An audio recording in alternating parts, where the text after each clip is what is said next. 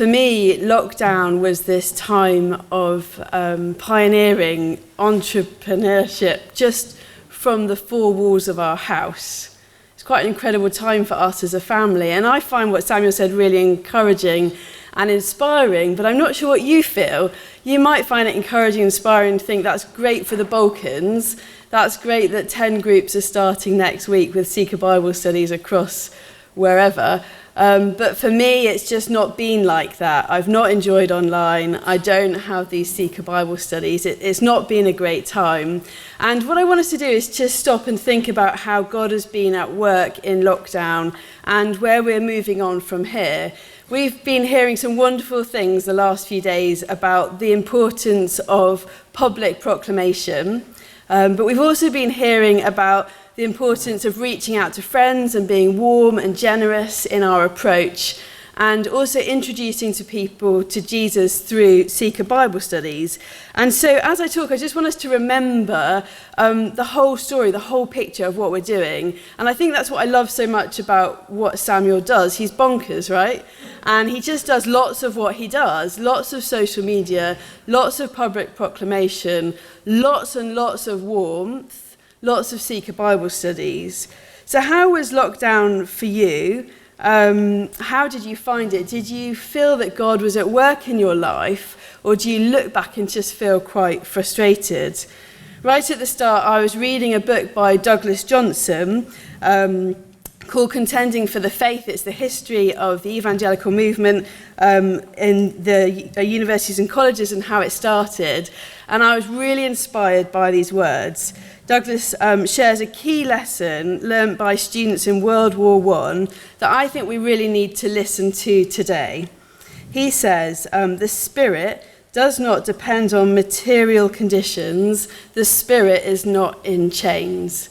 And I think it's really inspirational that we're here visiting Philippi tomorrow, and those words that we hear right at the start of Philippians 1.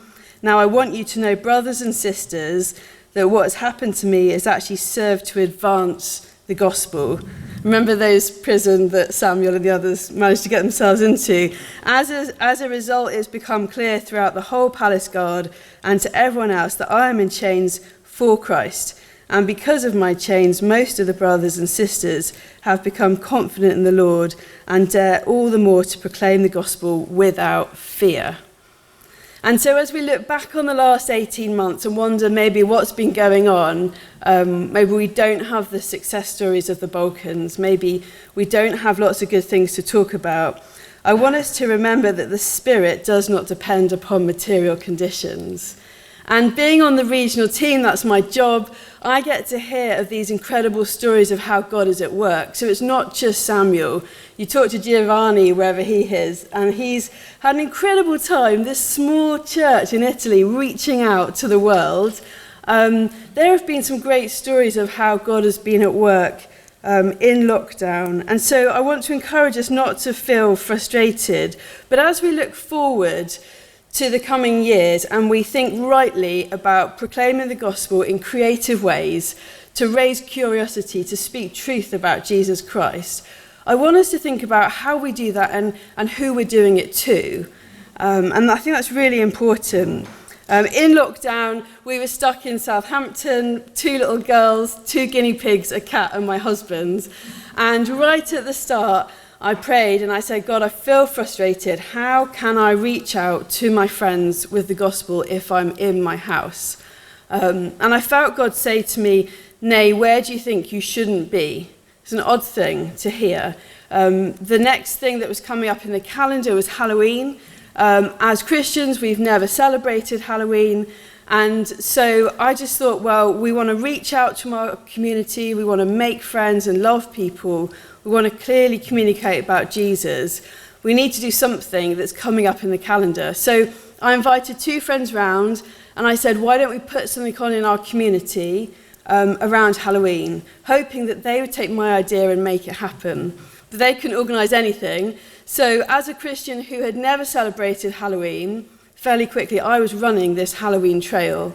Now, for those who don't know what that is, imagine lots of families in one area decorating their houses, a simple map, and children walking around on Halloween. It's not the kind of thing that Christians do, right? But this was me in lockdown. And as a family, I sat down and I said, girls, we've got a problem. We're not only running a Halloween trail, we are on the Halloween trail. We need to do something. And the girls said, Mum, why don't we just talk about Jesus, speak into the darkness about the light that we have in Jesus? So we decided to buy the most beautiful, expensive lights you can imagine. We decorated our house, the whole street could see them. And we went further than that. We wanted to proclaim truth to our community. So I wrote these stories that raised curiosity about the person of Jesus. Imagine parables, so no religious language. And we've put them in bags with sweets and glow sticks and gave them out on the night. And I knew this was going to be big because we put it on Facebook and there was a huge reach on Facebook. You could see that. On the night, we gave out 600 bags. And afterwards, people wrote to me and said, "Nay, I've never, ever read anything like that before. Do you mind talking to me a little bit more about what you know about Jesus Christ?" Into that community, we've been able to be ourselves. We've been able to love dearly and speak clearly about Jesus Christ. And I wonder, as we think about our missions, whether we do that or whether we're just focusing on proclaiming truth. I think 1 Thessalonians is really key in this. We loved you so much. We were delighted to share with you not only the gospel of God, but our lives as well. Surely you remember, brothers and sisters, our toil and hardship.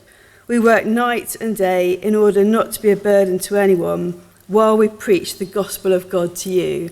Do you see that combination in those short verses? We're preaching the gospel of God, we're loving dearly, we're living out our lives amongst our friends. So in this year, both my husband and I have seen 2 friends come to know Jesus. We've known them for a long time. One is our neighbour, he's 22, and one is a friend from school, a mum who's in her late 20s. Firstly, Hayley, I'd loved her well. I'd known her for years, but it was only as she was dying with terminal cancer I was able to share the gospel with her and invite her to come and know Jesus. Our neighbour, a 22-year-old boy, Nathan, stopped us in the street and said to us one day, "Can I come to church with you?" And we said, "Why on earth are you saying that?" It was quite a surprise. He said, "I've been feeling really depressed," and he's a trainee policeman. He said, "All the senior police officers I've met are Christians. The only way that they can deal with the darkness they face in their job is by knowing the truth and the light of Jesus Christ." He said, "I want to know whether what they're saying is true. Can I come to church with you?" So this guy that we'd lived next to for 6 years, we'd got to know bit by bit, came to church on Zoom. Then he started doing Seeker Bible studies with my husband, so just reading the gospel, simple stuff with my husband. And on a cold, wet night in the middle of February, middle of lockdown, he gave his life to Christ. And I just want to encourage us tonight, whether you're with Samuel, you're loving these positive stories, or whether you're thinking, I am a fraud sitting here this evening, what we want to do in IFES Europe is encourage you that the Spirit does not depend upon material conditions and that the Spirit is not in chains. I run the Seeker Bible Study Network, and we really want to help you think through how you're doing your proclamation of evangelism, how you're doing that in a way that you're being personal, relational, and loving people well. But we also want to help you think through when people have come to missions, how are they going to find out more about Jesus? We want to help students open up the scriptures in a really natural way and introduce their friends to Jesus. So, if you're struggling with friendship evangelism, personal evangelism in your country, I'd love you to send a staff or a student to be part of our network. If you're struggling with introducing students to Jesus through scriptures, then send them to our network. So we meet regularly, we have training, Kenny's part of it, and we try and encourage each other, particularly in those 2 areas. So please come and talk to me. I'm actually leaving tomorrow morning. But as you think about your movement and what holds you back from seeing students come to know Jesus, it's often fear of Christians, or is it they just don't have any friends? And making friends is not really that difficult, but I think we've lost the art of friendship.